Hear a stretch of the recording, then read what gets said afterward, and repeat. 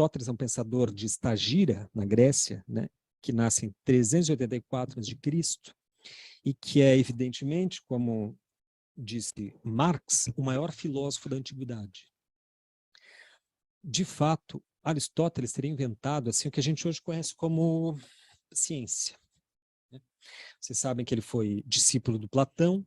O Aristóteles é precisamente aquele discípulo que deu certo, porque o discípulo que dá certo é aquele que supera seu mestre. Né? Por 20 anos, ele foi discípulo de Platão até que ele faz um corte, até que ele diferencia, discorda de Platão e aí começa a construir a sua própria escola, né, de pensamento, que é singularmente diferente da escola platônica. Né?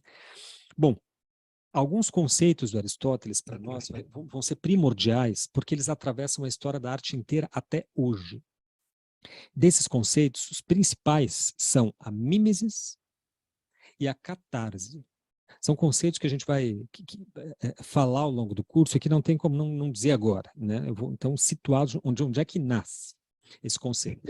Sem saber isso, gente, não dá para produzir arte. Fica complicado. Esse é o feijão com arroz do fenômeno estético. Né? Então, assim, todo mundo já ouviu falar em amor platônico. Por que é platônico? Platônico porque não há contato físico dos sentidos. Amor platônico expressa muito bem esse, digamos assim, esse repertório do Platão, como que Platão pensava. Ele imaginava o seguinte, que existia uma verdade inteligível que era o mundo das ideias. Esse é o mundo real. E existia um simulacro desse mundo real, que era a expressão material do mundo, ou seja, as formas. Tudo que é forma, eu estou olhando as minhas mãos, é forma. Se é forma, então simula uma ideia. É um simulacro. Não é a realidade. Então, para Platão, o nosso mundo todo era apenas um simulacro de um mundo supostamente real, que era o mundo das ideias. Nesse sentido, Platão se esforça por construir as regulações do que seria uma sociedade perfeita, baseada nos seus princípios, seus pressupostos filosóficos. Aí ele escreve o famosíssimo livro dele chamado A República, que nos chegou praticamente integral. Na República, o Platão enuncia ali como que deve ser uma sociedade para ela ser assim a melhor possível. É ele que ele bota o príncipe filósofo, né? Ele diz que o regente, o governante deve ser filósofo. A República de Platão é muito interessante e vai assim conduzir o pensamento das próprias ciência política até hoje, né? Ele vai influenciar, tem enorme impacto. Para nós, ele tem uma coisa interessante. Para a República funcionar, Platão teve que excluir um personagem da República. Esse personagem era o artista. O artista, para Platão, não funcionava numa república perfeita. Por quê? Porque o artista copia as formas do mundo. Ou seja, o que entra pelos sentidos, ele elabora para tentar criar uma síntese da experiência. O problema é que essa experiência de mundo, segundo Platão, era um simulacro de um mundo real. Então, se eu copio as experiências desse mundo, eu estou fazendo a cópia da cópia. A cópia do simulacro. Para Platão, portanto, toda arte é uma espécie de enganação, porque ela está enganando o seu público, criando uma verdade que não é verdadeira, que não diz de uma realidade de fato, porque esta é inexpressível, inapreensível pelos sentidos. E a arte é a produção de sentidos. Então faz sentido Platão extrair o artista da sua república perfeita. Para Platão, a arte tinha, inclusive, um problema muito sério, que é assim, ao emular situações da vida real dos sujeitos, ela pode emular, pode encenar, por exemplo, situações ruins. O teatro, por exemplo, pode construir personagens que são ruins, são maus. E isso influenciaria as pessoas, segundo Platão, porque ele entendia que a mímesis era um processo imitativo, o processo de imitação é um processo humano. A gente aprende por imitação, aprende imitando a mãe, imitando os outros a falar, imitando os outros a agir. Então, para Platão, ele entendia assim, não, se a arte vai criar personagens que são maus, porque ela representa essa nossa realidade aqui, então ela influencia os outros a serem maus. Aristóteles vai mudar essencialmente essa concepção de mimesis e vai mudar a própria concepção que Platão tinha da arte. Platão acreditava, gente, que a arte não dependia dos artistas, de fato. A arte na Grécia Antiga, na Grécia Clássica, obviamente é muito diferente do nosso conceito de arte. Na Grécia Clássica, o artista era um intermediário para as musas. Por isso que os grandes textos, as grandes épicas ou epopeias históricas começam, como é o caso da Ilíada, por exemplo, ela começa assim, é o grande poema grego, né? Canta-me, ó deusa do peleio Aquiles, a ira tenaz que lutuosa aos gregos, verdes no... Canta-me, ó deusa. Todas as grandes poemas históricos começam assim. Por quê? Porque não é ele, o artista, o poeta, que canta, que escreve. Ele recebe dos deuses, das deusas da memória, das deusas da história, a inspiração necessária para produzir aquilo. Então, segundo o pensamento, a lógica de Platão, o artista não dependia de técnica, a arte não dependia de técnica. Ela era algo inspirado que alguns sujeitos tinham ou não. Aristóteles vai mudar a concepção de Platão sobre a mimesis e a concepção de Platão sobre arte. Ele vai dizer que arte é técnica, ou seja, a arte é uma técnica. Sendo uma técnica, ele muda o lugar do artista e coloca o artista como um artesão que precisa, então, dominar os recursos de um ofício. A arte vai ser, então, o produto do ofício das operações, do ofício artístico dominado. Ou seja, alguém estuda a técnica e, a partir disso, produz arte. E o que ele produz? Produz mimesis. Segundo Aristóteles, vivia-se aí no horizonte mimético. A mimesis é representação. Mimesis vem de imitar, né? Que vem de... que deriva de... Como é que é aquele bonequinho ventríloco? Esqueci o termo daquilo. Mas todas as palavras derivadas de imitação vêm de mimesis. Por isso, imitar e etc. Nesse horizonte, Aristóteles vai dizer assim, bom, sim, a arte gera mimesis. Só que ela não influencia só negativamente os sujeitos. Ela pode gerar para os sujeitos experiências boas também.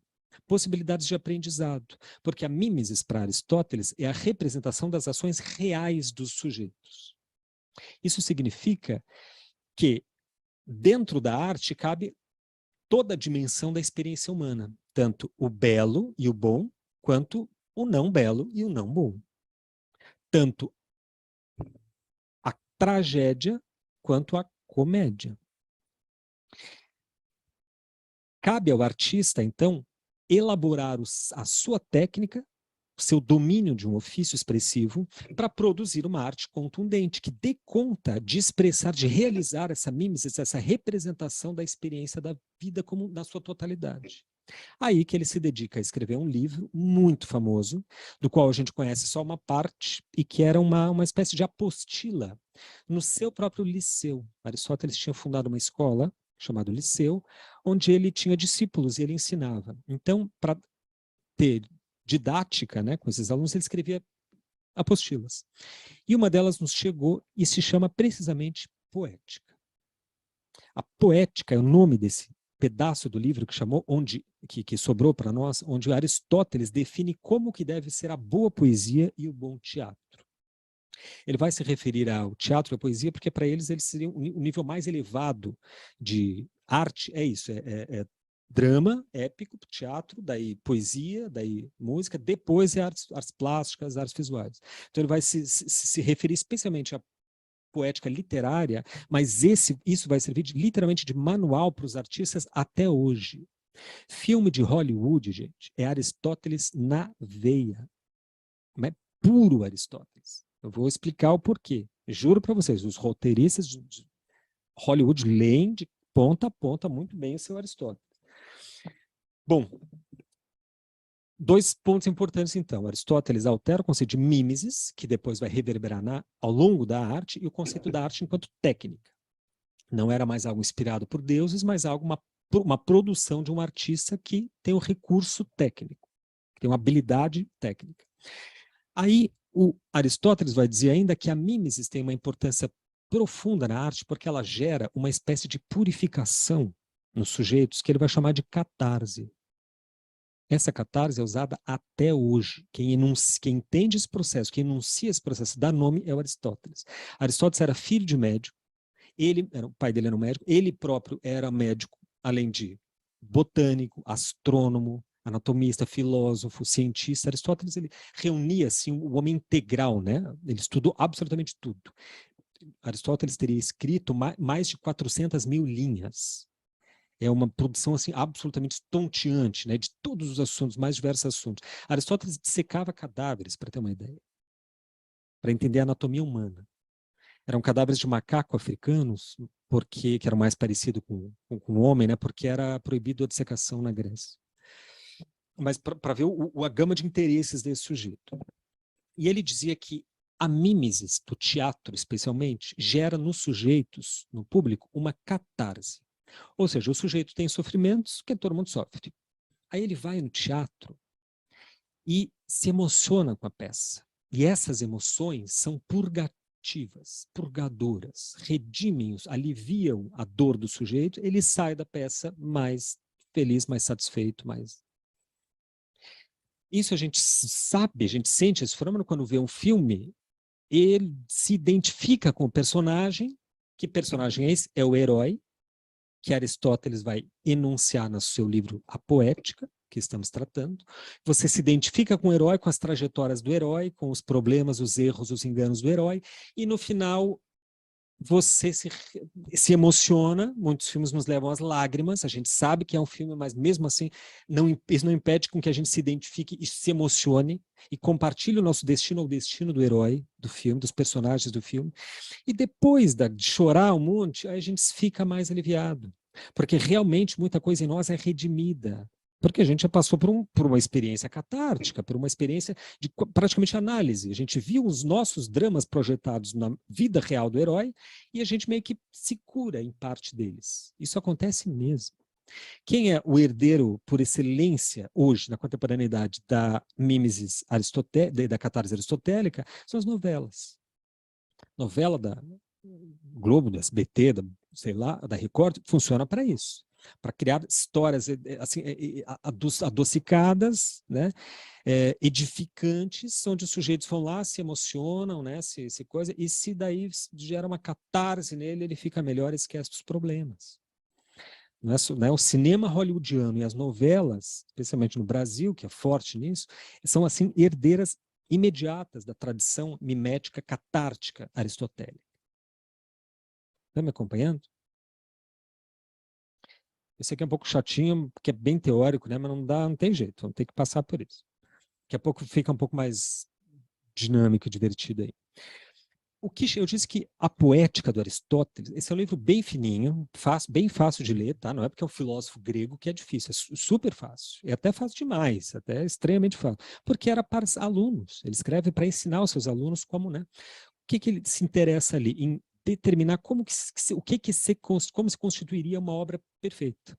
Aí ele vai usar como exemplo a Ilíada e os teatros, especialmente de Sófocles, que ele acha que ali tem as construções perfeitas. O Édipo, rei, famoso, todo mundo pelo menos já ouviu falar em Complexo de Édipo. Édipo é um personagem da mitologia grega que sai de uma peça, né, que é representado numa peça muito famosa, que é a trilogia de Édipo, né? E ao qual o Aristóteles se refere como algo modelar dentro da arte, né? Um modelo a ser seguido. A catarse aristotélica tem sentido porque o teatro grego, a gente não imagina isso, mas o teatro grego era altamente brutal. Não é esses teatrinhos que a gente vai hoje, de uma hora e meia, vai lá, bate palma, levanta e vai para casa. Teatro grego, para terem uma ideia do que era o teatro grego, as mulheres grávidas eram proibidas de frequentar o teatro, porque perigavam abortar. Era tão impactante o teatro. Por quê? Porque se na peça alguém morria realmente na arena. Não tinha palco, né? Era arena. Os gregos inventaram esse fenômeno, né? Tá lá no chão, e daí as escadas fazem aquelas aquela escadaria, né? As pessoas ficam em volta. Por quê? Porque era uma sociedade escravocrata. Então, sobrava escravos para matar. Então, se alguém morria no espetáculo, realmente era morto na peça, para ver o tamanho do impacto gerado pela catarse, né? Por isso que o Aristóteles identifica, olha, esse tipo de produção aqui, que a gente está chamando de artista, de produção artística, de teatro, de épica, produz um efeito purgativo nos sujeitos, né? Tem um impacto real na vida das pessoas. O Aristóteles foi o primeiro a entender isso, e aí Hollywood pega isso e dança e rola em cima disso. Vamos voltar para Aristóteles para a gente seguir? A gente está terminando Aristóteles. Quero entrar justamente no Paul Valéry, porque ele é outra ponta da poética, né, que vai criar um... Aristóteles, então, esses dois conceitos fundamentais, né? Mimesis, catarse aristotélica. Gente, isso daqui, essa obra, é de uma importância real em toda a história da arte. Não é só um livro grego de 2.300 anos atrás. Toda a história da arte, o motor dela são as disputas pela representação. Toda a história da arte que vocês conhecem estão disputando representação. Então, acreditava-se que a representação devia ser mimética, então, durante o período grego aristotélico, que é a época de Péricles, todo o teatro era mimético, buscava um certo realismo dentro da forma que o Aristóteles enuncia. Ele não inventa, ele só descreve como que seriam as formas existentes e como que seria a melhor forma, tá? De escrever poesia, de escrever teatro, especialmente. Isso orienta toda a produção grega. No período românico, a gente sabe que, né, durante a Idade Média houve um esvaziamento porque os autores clássicos, como Platão, Aristóteles, foram reprimidos, foram censurados porque eram pagãos. Então, os católicos, os cristãos achavam que os textos gregos não deviam ser lidos, então eles foram ocultados. Eles voltam à tona em 1500, final de 1400, dando origem ao que a gente conhece como Renascença italiana. Ou seja, na Renascença, volta de novo as discussões e os princípios aristotélicos voltam com toda a potência. A partir da Renascença, o que a gente tem na história da arte? Maneirismo, barroco, rococó, neoclássico, romantismo, realismo, impressionismo, pós-impressionismo, correntes modernistas das vanguardas. Não é essa a sequência que a gente aprende na história? Qual é a diferença entre uma e outra? As formas de representação, as formas de compreender e de interpretar a mimesis. Vinham lá os renascentistas e diziam, olha, é dessa forma que a gente entende a mimesis, daí constrói a perspectiva que a gente vai estudar hoje. Vem lá o barroco e diz, não, a mimesis é de outra ordem, vem da luz e sombra, do claro e escuro, é isso que vai estruturar a visão e, portanto, aí que está o sentido da mimesis. Entende que esse é o elemento absolutamente fundamental, né, que é o motor das operações artísticas mesmo? Então a gente tem que estar dentro do debate, né, para poder entrar na conversa.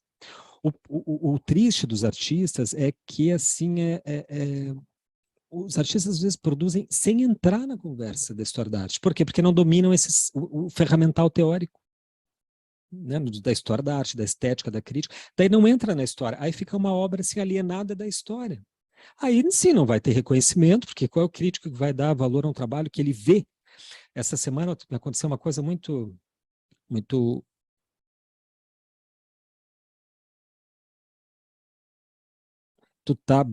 Anny, tu tá aí?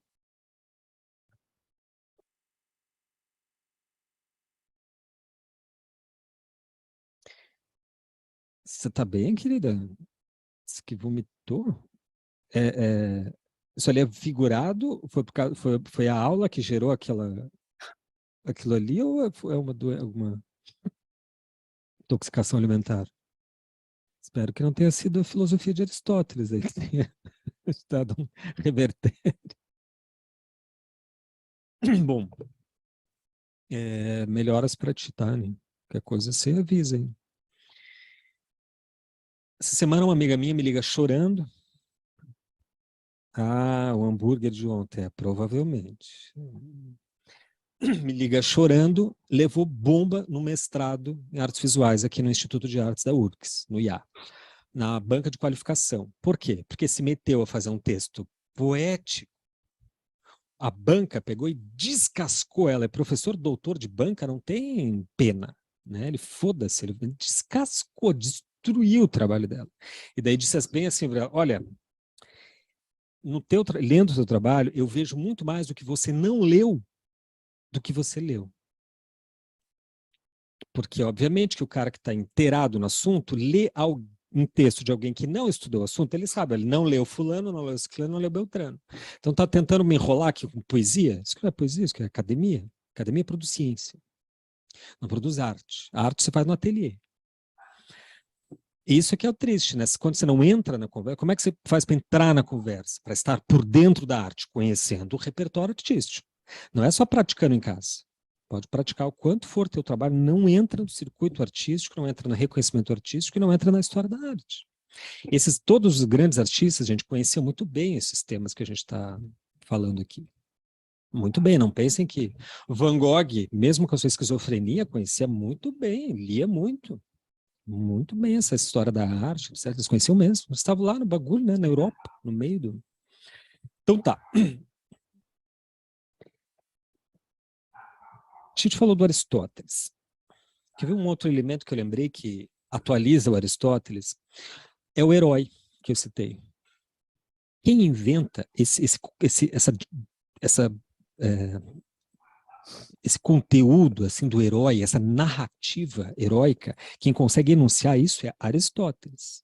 Na Poética ele vai descrever bem direitinho o que é e como é que deve ser um herói, como que um artista deveria proceder para construir o herói trágico. Então o herói deve ter isso, isso, isso. Por exemplo, o herói deve ter uma coisa que no grego é hubris. Hubris é da origem, depois é hibridismo, é um excesso. O bom herói, o bom personagem, um bom herói grego, ele tem sempre um excesso, que é um lado que o humaniza e que gera identificação com o seu público. Pode ver, os heróis hollywoodianos nunca são perfeitos. Eles sempre têm algum problema. Um problema que os humaniza. Uma dor que os humaniza, um jeito esquisito, ou ele não é aceito socialmente, ou ele é muito feio, ou ele é muito estranho. Né? Todo herói tem, porque é esse ponto, o Aristóteles já percebeu isso, escreve na Poética. É nesse ponto que o público vai se identificar, onde o personagem é humano tanto quanto ele, comete os erros tanto quanto ele, tem paixões tanto quanto ele. Onde o herói é perfeito, a gente não se identifica. Porque quem diabos é perfeito? Né? Mas então Hollywood é contra o chups, contra o cuspe de Aristóteles. Com toda a trajetória, a narrativa do herói, pode ler em Aristóteles. A poética de Aristóteles é direitinho, eles copiam. Só muda um detalhe, que daí faz toda a diferença. O destino do herói trágico grego é um destino muito claro. Herói é aquele que vai em direção à morte. Esse é o herói clássico. Esse é o herói grego. É assim que termina a real, de verdade, narrativa do herói. Ele tem que morrer. Os católicos sabiam muito bem disso. Não é à toa que eles criam toda a história de Jesus Cristo é constituída a partir da narrativa do herói. Aquele contra o sistema, ele criticava os doutores e fariseus do templo, para quem estuda a Bíblia aí, né? Era alguém que pobre, alguém de origem humilde, para ter ampla identificação, porque a grande maioria das pessoas é pobre e humilde, né, no mundo. É alguém que daí tem algum poder sobrenatural, mas tem um lado que é morrível, que é mortal, né? E ele precisa morrer, porque o herói, a morte é que o torna herói. Quem discute isso, um parênteses aqui, pode ser interessante, é o Nikos Kazantzakis no livro A Última Tentação de Cristo. Martin Scorsese fez um filme baseado nesse livro, A Última Tentação de Cristo, que é absolutamente magnífico. Aconselho muito a verem o filme, pelo menos, se não ler a obra, né? O Kazantzakis não é um grande escritor, mas o Scorsese é um grande cineasta. Então o filme é brutal. Ele relativiza essa questão. E se Cristo não tivesse morrido? Aí, como seria a história, né? Mas voltando, o herói trágico vai em direção à morte. Por quê? Precisamente porque Aristóteles entendia a mimesis como a cópia, a imitação da vida real dos homens, dos sujeitos. Como é que é a nossa vida real? É cheia de beleza, alegria, compaixão, solidariedade, generosidade, mas também cheia de tristeza, de horror, de perversões, de erros, de enganos, de equívocos, de sofrimento. Tudo isso compõe uma totalidade que a gente chama vida. E a vida de todos nós é diferente, mas a gente tem algo em comum. A gente sempre perde. Porque a gente sempre morre. Por isso que o herói grego, para representar, para ser de fato a imitação, a mimesis da vida real, precisa morrer ao final da sua trajetória. Até porque é na morte que alguém pode encontrar glória. Quer ver uma cena prática? Na Ilíada de Homero, que é o grande poema clássico desse tempo, e que Aristóteles diz que é o exemplo perfeito de poesia, né? Até hoje, ele tem uma cena que é o último canto da Ilíada, quando Aquiles vai lutar com Heitor. Heitor é o filho de Príamo, que é o rei de Troia. Então, Troia está sob ataque dos gregos, né? A guerra dura 9 anos. A Ilíada vai representar o último ano da guerra. Esse é o tema da Ilíada, o último ano da guerra de Troia, o 9º ano. No final da Ilíada, que é o canto 27, se não me engano, aqui chega o momento do grande herói grego, que é o Aquiles, grande Aquiles, luta com o grande herói troiano, que é Heitor. São 2 grandes guerreiros, né, que vão até o final da guerra vivos e, assim, matando aos milhares. Chega um momento que eles se encontram frente a frente. Aquiles quer vingar a morte de seu amado Patroclo, que foi morto por Heitor, e vai direto à frente do palácio e grita lá de fora e chama Heitor para a luta. Literalmente, chama no mano a mano, agora é comigo. Heitor, quando ouve o chamado de Aquiles, sai correndo, não para fugir, mas para lutar.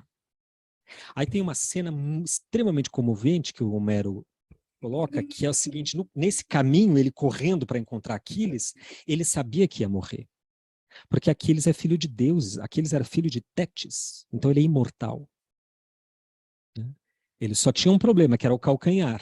Daí o calcanhar de Aquiles, né, que Paris acertou e sabia do detalhe, né, aconselhado por uma deusa, e manda a flecha e mata Aquiles. Mas fora isso, ele era imortal, porque ele é filho de deuses. Heitor sabia que ia morrer, mas vai mesmo assim. Por quê? Porque se ele não luta, ele é um covarde. Ele é um covarde, ele não pode ser um herói.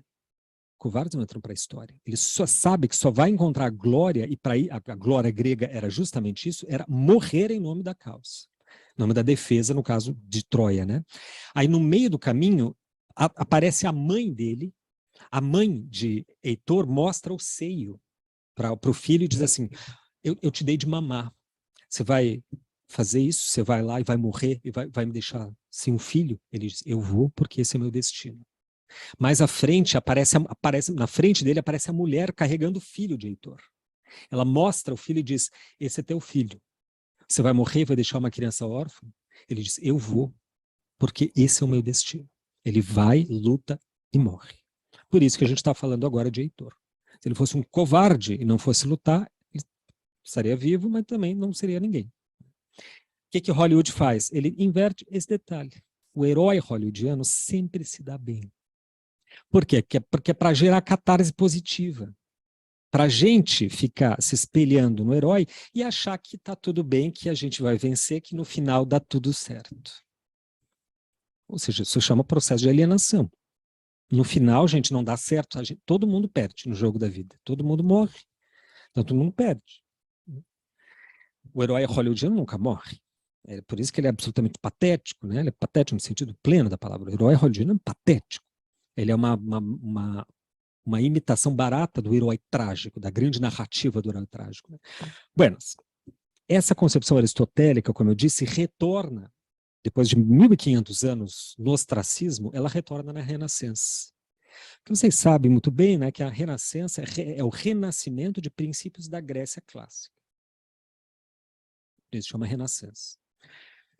É ali que judeus vão contrabandear os livros do Aristóteles na Itália, na Europa, especialmente na Itália, que era um dos lugares, especialmente em Florença, que recebia os judeus. Por que os judeus tinham os livros clássicos?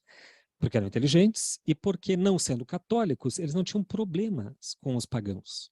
Então, eles percebiam o valor imenso da filosofia dos sábios gregos, né, dos filósofos, e preservaram os livros. Quando, em 1400, Cosimo de Médici, que é um dos grandes mecenas aí de arte, né, um dos primeiros mecenas do Renascimento, começa a trazer para a corte judeus, eles trazem junto esses rolos de livros, que hoje está em toda e qualquer biblioteca. Né? A Poética de Aristóteles veio nesse bolo. Na Renascença, ela ainda atua com muita força. E ela vai atuar, conceito de mimesis, de catarse e etc., de Aristóteles, vai atuar quase que integralmente na arte até mais ou menos 1930, 1940, quando um dramaturgo e poeta alemão chamado Bertolt Brecht relativiza a catarse aristotélica e faz uma primeira ruptura com esse pensamento. Ou seja, isso foi em 1950, 1940. Então, quanto tempo dá? De 1500 até quase 5 séculos ela teve de vigência. Né? Fora que já tinha 1.500 anos de idade média, onde a poética foi escondida, né? Oculta do público.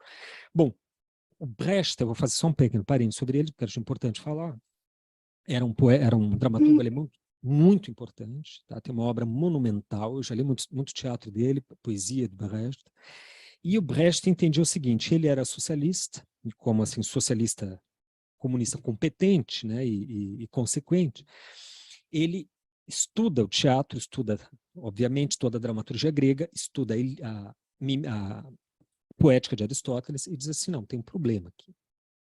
O problema é que ele via os trabalhadores alemães indo para os teatros, assistia ao teatro, chorava, porque daí via peças românticas, peças melosas, e voltava para casa aliviado. Ele velho dramalhão de novela da Globo. Né? Aí ele disse assim, não, mas peraí, então o sujeito sofre, tem uma vida atormentada, aos finais de semana vai para o teatro, vê uma peça ali com a qual ele se identifica, que tem um herói, aí ele chora, etc., se identifica e tal, e sai aliviado para mais uma semana de trabalho massacrante, e volta daí para sua vida miserável. Tem um problema de ordem aí, né? Aí o Brecht fez o seguinte, não, se o trabalhador está sofrendo, vamos descobrir por que ele está sofrendo e vamos tematizar isso na arte. Vamos fazer com que a catarse de fato opere para melhorar de fato a vida do trabalhador, ao invés de aliená-lo dos seus próprios problemas. Aí ele literalmente pega os problemas da classe operária e encena e transforma em dramaturgia. Ele inverte a catarse aristotélica. Essa é a grande operação que Brecht fez, né? O que mudou totalmente a história da arte. A partir de Brecht, a arte é outra. Né? Ele deu uma rearticulação no conceito de mimesis que nunca mais voltou a ser aquele. Nunca mais voltou a ser o aristotélico. A partir de 1970, 1972, que a gente vai ver no final do curso, o conceito de mimesis é completamente desarticulado pelos pós-estruturalistas. Aí eles vão romper mesmo, aí vai haver uma ruptura total com o conceito de representação. Mas isso a gente vai chegar depois. Um pouco antes disso, mais ou menos na época do Brecht, mas que não tem contato nenhum com ele, aparece o Paul Valéry. Paul Valéry é um pensador, na verdade ele é um poeta, ele é assim, um intelectual, ele não é? E muito mais ligado às artes literárias, mas que vai fazer uma leitura diferente também da poética, que vai ser extremamente importante para configurar o conceito hoje de poética como a gente conhece até o momento. Paul Valéry, tem aqui um PDF para mostrar para vocês. Então, falamos do Aristóteles. Tá, vou passar aqui. Paul Valéry, 1871, na França. Em 1937, ele é convidado, ele já era um intelectual muito respeitado, em 1937, ele já tinha uma certa idade, era um grande poeta, foi o último poeta francês, quando morreu, a ser velado com honras de Estado, o último da França. Foi uma comoção na França inteira quando o Paul Valéry morre. E o Valéry, além de ter uma trajetória dele, ele próprio, enquanto artista, enquanto escritor, poeta, muito interessante para nós, que a gente vai ver e que eu coloquei lá no texto, ele dá um curso, que está escrito aí, chamado curso Lições de Poética, chamado de Poética, no famoso Collège de France. o Valéry é esse senhor aqui. O Collège de France é o colégio, uma das instituições mais respeitadas do mundo até hoje. Tá? Onde Didier Huberman dá aula, que é o filósofo lá que o Vitor estuda, né? Onde Lacan deu alguns seminários, onde grandes nomes da intelectualidade, da filosofia, ministraram cursos até hoje. Né? É um centro de estudos na França. E ele é convidado em 1937 a dar esse curso chamado Poéticas. No curso de Poéticas, ele vai... Deixa eu interromper brevemente aqui. Ele vai fazer um questionamento importante. Para nós é de crucial importância. Ele vai entender assim, ó, que a arte, veja, que é 1937. Naquela época vivia-se o comecinho das vanguardas. Picasso estava bombando nessa época. O surrealismo estava começando a nascer. Justamente o Manifesto Surrealista de 1939, se não me engano, o primeiro manifesto.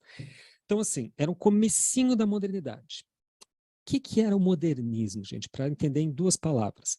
Era uma insurreição dos artistas contra a representação aristotélica. Precisa entender Aristóteles para entender modernismo. Senão a gente não entende o que foram as correntes modernistas do século XX inteiro. Suprematismo, cubismo, realismo, futurismo, expressionismo abstrato, etc, etc. 300 ismos. É muito, todo mês aparecia um ismo diferente. O que eles estavam fazendo? Disputando as formas de representação. Na época, a gente pode ter no Brasil, que é um contexto que a gente está vivendo, né? Esse ano faz 100 anos da Semana de Arte Moderna de 1922. Todo mundo está vendo, os museus estão fazendo palestras sobre isso, todo mundo está tratando disso, né? Qual era a treta dos artistas de 1922 do Brasil? É que na academia, Brasil, na universidade, só se ensinava arte neoclássica. E uma arte neoclássica bem aguadinha. O debate artístico estava muito tosco. Então eles aprendiam só questões técnicas, aprendiam os temas filosóficos genéricos, Aristóteles, Platão, Liu, Ilíada, etc., e técnica. Então, estavam reproduzindo exatamente como se produzia dentro do arco do pensamento neoclássico, que nasce no século XVIII. O neoclassicismo surgiu em 1750. Em 1922, ele já estava assim, completamente datado. Só que no Brasil a academia continuava nesse mesma levada, nessa mesma toada, muito fraco, já muito aguado, mas os artistas modernistas estavam percebendo assim, não, peraí, o mundo está bombando, a gente está aí, isso era período de pré-guerra, Primeira Guerra Mundial, o mundo bombando, o capitalismo já se globalizando, já tinha assim, a modernidade toda já estava colocada ali, né? E daí estavam lá os acadêmicos desenhando gregas, vasos gregos, estudando capitéis, e etc., entendeu? Estudando desenho, replicando estátuas greco-romanas, como se fazia no século XVIII. Eles entenderam, não, tem um problema aí. Vamos, de alguma forma, romper com isso. Eles não rompem totalmente porque ainda é figurativo. Semana de Arte Moderna brasileira é totalmente figurativo. Todos os grandes artistas, Anita Malfatti, Mário de Andrade, Oswald, escrevem, trabalham com a figuração. Só que não mais dentro do circuito do realismo, tal qual se entendia lá na Grécia por Aristóteles, lá no século XVIII pelos neoclássicos, e na Europa ainda até o finalzinho do século XIX.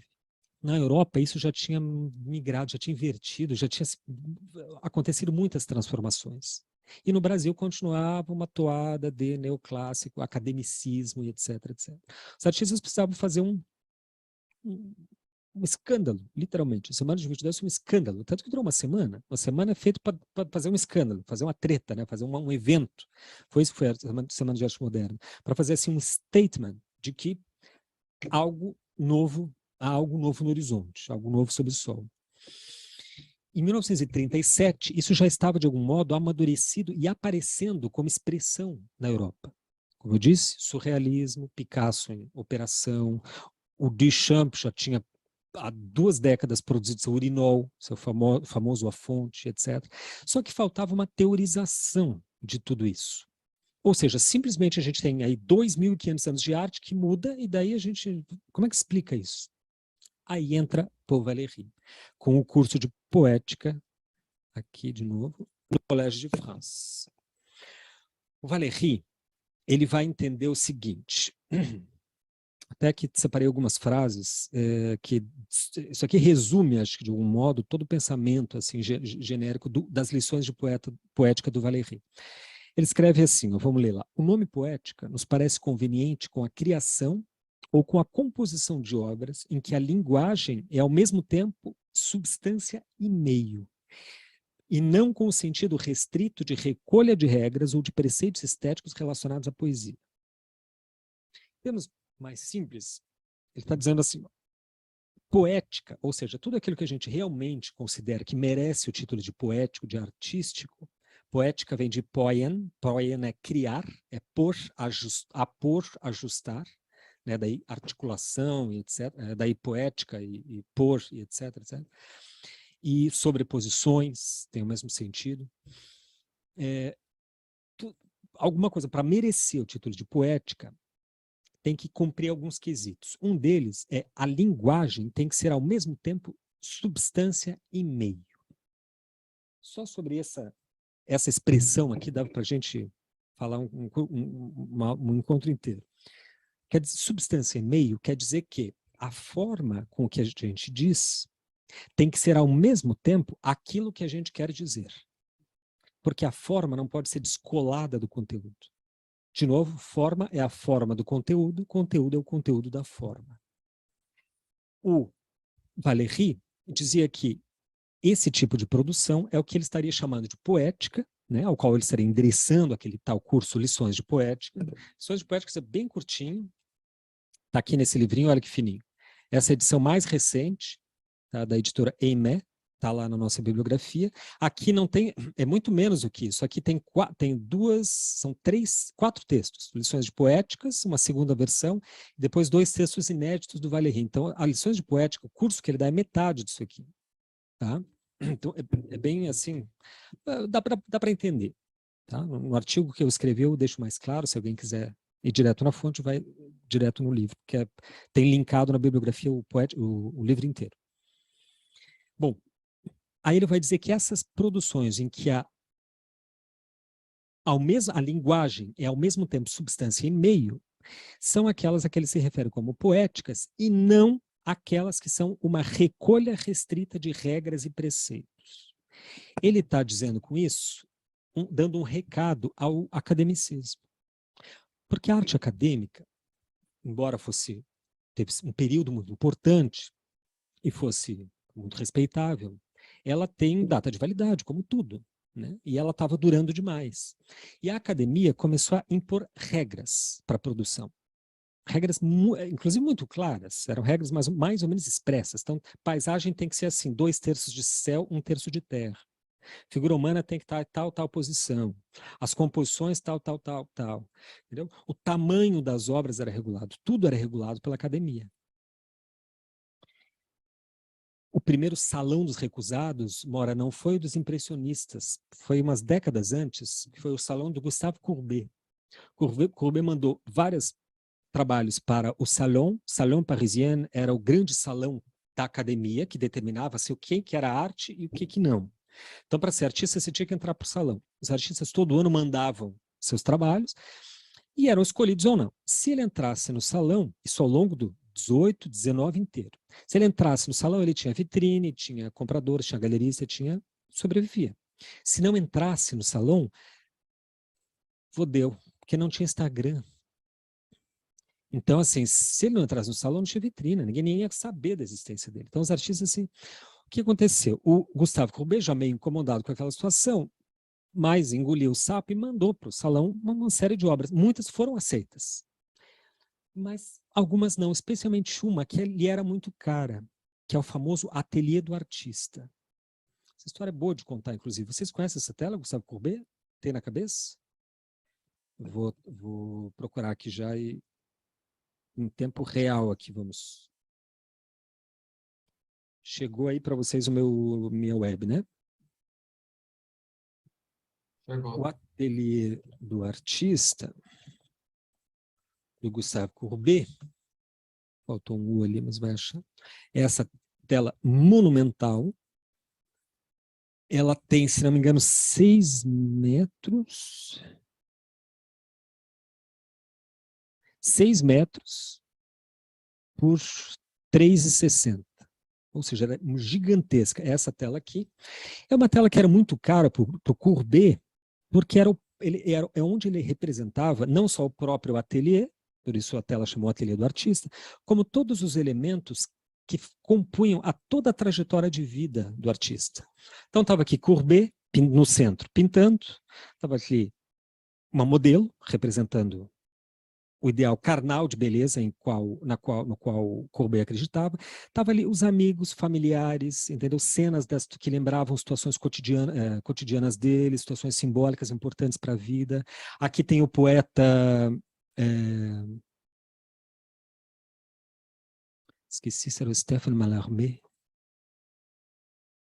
Eu acho que é o Baudelaire, exatamente. O poeta Baudelaire, que era amigo íntimo do Courbet, então está representado ali.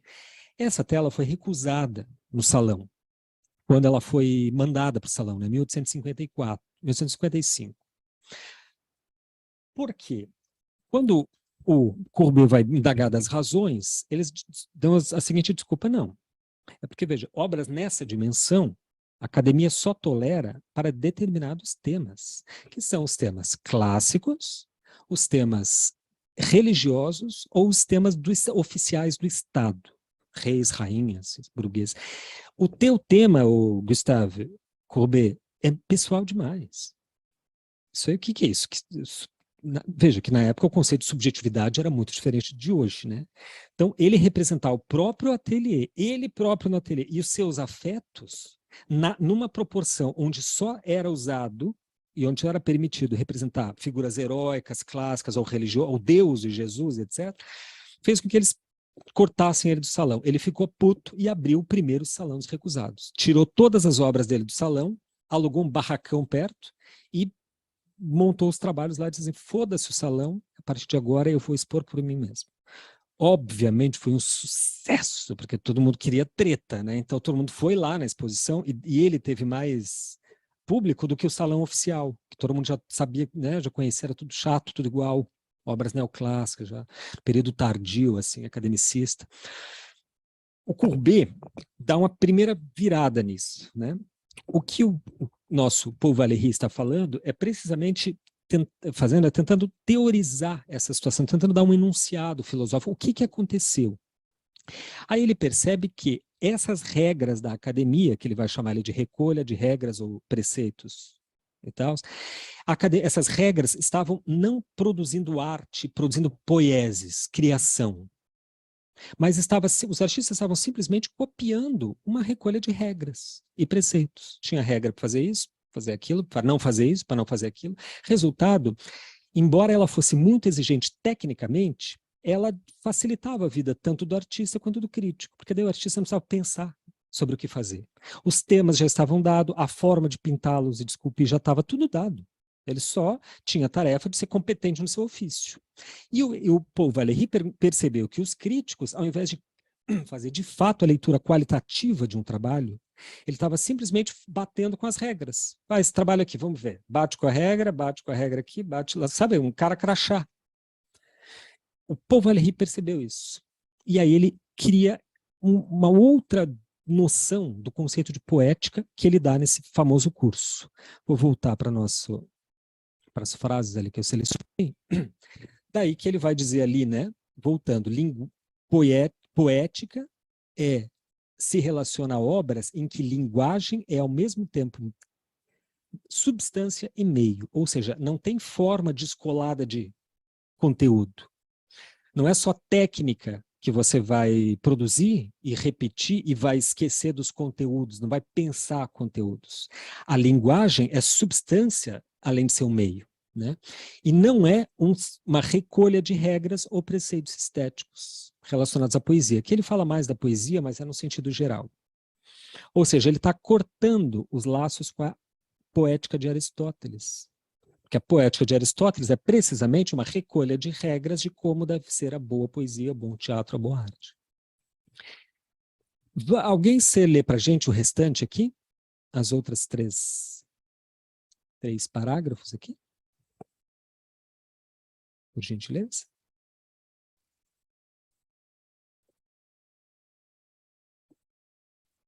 Lê em voz alta para a turma, tá? Posso ler. Valeu, Bruno. A partir do segundo parágrafo, né? Uhum. O rigor da regra se instalou, graças à extrema facilidade que proporcionava no julgamento e na classificação das obras, por uma simples referência a um código ou a um cânone bem definido.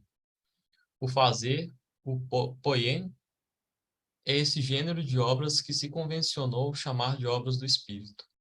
Condições muito estritas e até mesmo muito severas dispensam o artista de várias decisões extremamente delicadas e retiram dele várias responsabilidades em matéria de forma.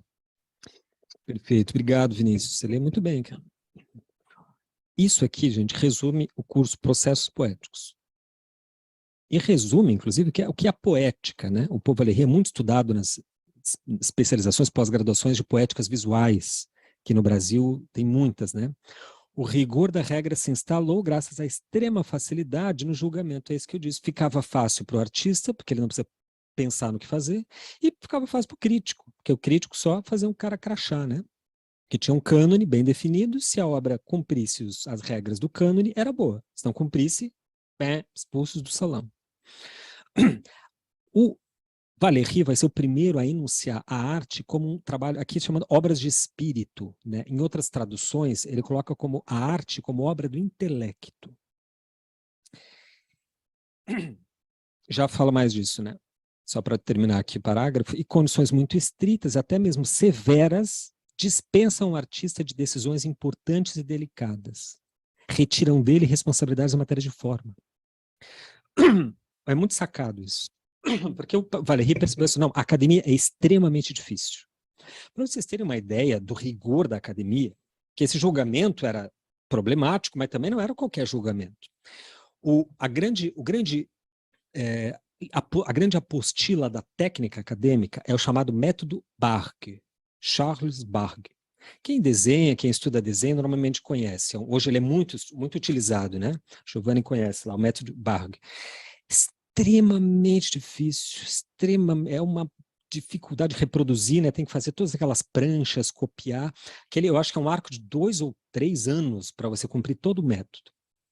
Para ter uma ideia da dificuldade, o Bargue, lá em certa altura, vai dizer assim, quem escreve de fato é o Jérôme, né? Que o Bargue é quem ilustra o livro. Todo desenho deve ser feito com o artista usando o mesmo sapato, o mesmo par de sapatos. Olha a insanidade. Por quê? Porque os desenhos demoravam dias para ser feitos, às vezes semanas para um desenho. Então, se tu estava olhando o teu modelo daqui, e amanhã tu vestia uma bota que tinha um saltinho, tu já estava olhando daqui, ó, já era diferente, já mudava o que você estava vendo lá. E só para dar uma ilustração do que era academia. O que o Valéry está dizendo? Ele está dizendo que esse rigor facilita a vida do artista, ao invés de de dificultar, porque é extremamente rigoroso, facilita, porque o dispensa, né, que ele diz ali, de decisões em matérias de forma e conteúdo. O artista não precisa pensar no que ele faz, ele só tem que fazer bem. Ou seja, o artista, de novo, estava convertido numa espécie de artesão mais sofisticado.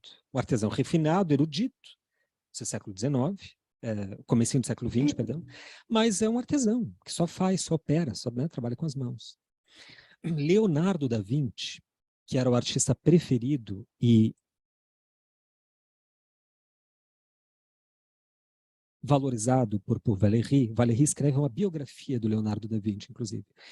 Valéry dizia que o da Vinci era o maior artista de todos, porque era o artista justamente que não unia o pensamento da ação, que conseguia conjugar pensamento e ação. É o que ele chama ali de obras do espírito, e é o que ele chama na minha tradução aqui de obras do intelecto. Ou seja, ele tira a arte desse campo estrito da técnica, da recolha de regras acadêmicas, e diz assim, não, nada disso. A arte tem isso, tem técnica, só que além disso, tem algo a mais. Tem algo a mais que é o ato poético. Ou seja, o ato onde o artista rearticula a forma, a técnica, e cria algo novo, ao invés de simplesmente copiar uma receita que até então fora dada e passada adiante. Me acompanham, né? é porque o Valéry estava absolutamente bem informado de uma transição que havia acontecido no final do século XIX, transição essa que eu vou falar desde já, e que é assim, ó, incontornável para a gente entender minimamente o que é arte e o que é arte contemporânea. Eu vou ser bem breve, tá? No final do século XIX, até o final do século XIX, expressar-se bem, eu já falei isso aqui? A alteração do conceito de expressão do final do XIX? Não, né? Tá. Que como esse conteúdo, às vezes eu escrevo e tal, eu não sei, às vezes parece que eu já falei. Até o final do século XIX, por conta dessa situação, hegemonia da academia, estava muito claro qual era o sentido de expressão artística. Expressar-se bem era dominar um ofício e seguir as regras do ofício. Até hoje, gente, o público leigo pensa mais ou menos assim. A minha mãe tem uma expressão, quando ela vê alguém falando bem, ela sempre faz questão de dizer, nossa, como fulano se expressa bem. Minha mãe usa bastante essa expressão, como fulano se expressa bem. Quer dizer, o que tal? Fulano domina a retórica, domina a fala, domina a argumentação, performance, impostação, ou seja, ele domina a língua, o português, né, porque não tem como ter retórica sem dominar o português, de tal modo que ele se expressa bem. Por quê? Porque ele conhece toda a gramática do ofício. Isso, nas artes, funcionou até finalzinho do XIX. A partir do final do XIX, começo do século XX, houve uma alteração violenta no próprio conceito de expressão que a gente precisa entender. A partir desse momento, expressar-se bem não era mais simplesmente dominar as regras do ofício, mas, pelo contrário, era esgarçar a gramática da linguagem visual para extrair dela novos componentes, novos conteúdos expressivos. Por isso que vem as vanguardas, isso é o que inaugura essa atitude, né, de esgarçamento, de desarticulação da gramática formal da linguagem realista tradicional, é que inaugura o século XX. Todas as escolas modernistas que a gente viu passar, as vanguardas. Os ismos, né? Cubismo, futurismo, suprematismo, etc, etc. Eles estavam fazendo o quê? Estavam rearticulando a linguagem visual para conseguir efeitos expressivos que aquela forma regular não conseguia. Por isso que pós 1900, a arte não pode mais ser a mesma. Ela não volta para trás. Não dá para voltar naquele sentido de representação aristotélica, mimética, etc, etc, etc. E o Valéry se deu conta disso e foi o primeiro assim, a enunciar de modo consequente e transformar num curso, ao qual ele foi convidado a dar aí no Collège de France. Isso é, em síntese, o que é a poética pela compreensão do povo Valéry. É preciso dar uma teoria, uma dignidade filosófica para isso que está acontecendo, né? Para essa transformação da técnica para o conceito, da materialidade artesanal para o pensamento poético e criativo. Aí ele inaugura a poética do século XX.